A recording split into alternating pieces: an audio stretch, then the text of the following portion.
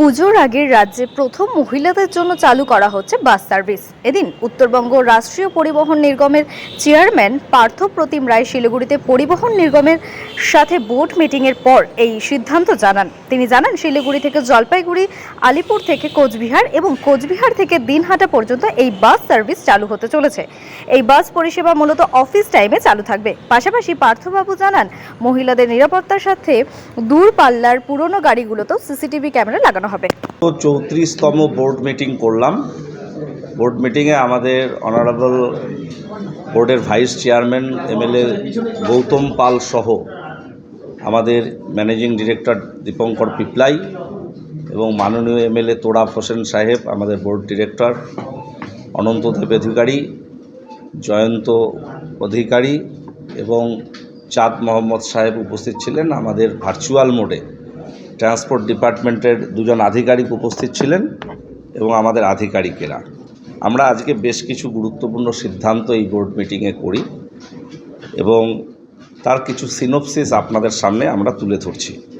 আমরা এই পুজোর আগে লেডিস স্পেশাল বাস সার্ভিস চালু করতে চলেছি। আমরা পাইলট প্রজেক্ট হিসেবে 3টি জায়গায়, জলপাইগুড়ি শিলিগুড়ির মধ্যে লেডিস স্পেশাল চলবে অফিস টাইমে এবং ফেরার সময় অফিস টাইমটাকে আমরা ধরব, এবং কোচবিহার আলিপুরদুয়ার এবং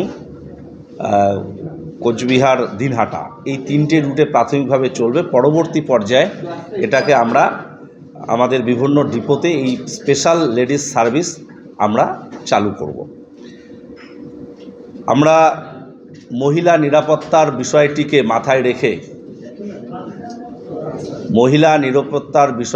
মাথায় রেখে দূরপাল্লার সমস্ত গাড়িতে, যেগুলো বিশেষ করে রাত্রিবেলা চলে, আমাদের রকেট সার্ভিস এবং কলকাতা, শিলিগুড়ি থেকে কলকাতা, বঙ্গাইগাঁও, অসম, নেপাল যে সার্ভিসগুলো তো চলে, সেখানে 100% সিসিটিভি আমরা নিশ্চিত করতে চাইছি।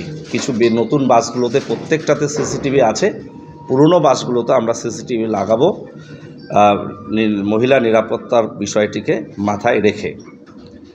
পুজোর আগে প্রত্যেক বছরের মতো এবারেও ছোট করে হলেও আমরা সবুজের পথে হাতছানি এই প্রজেক্টটা শুরু করছি। ইতিমধ্যে জলপাইগুড়ি, কোচবিহারে আমাদের এটার একটা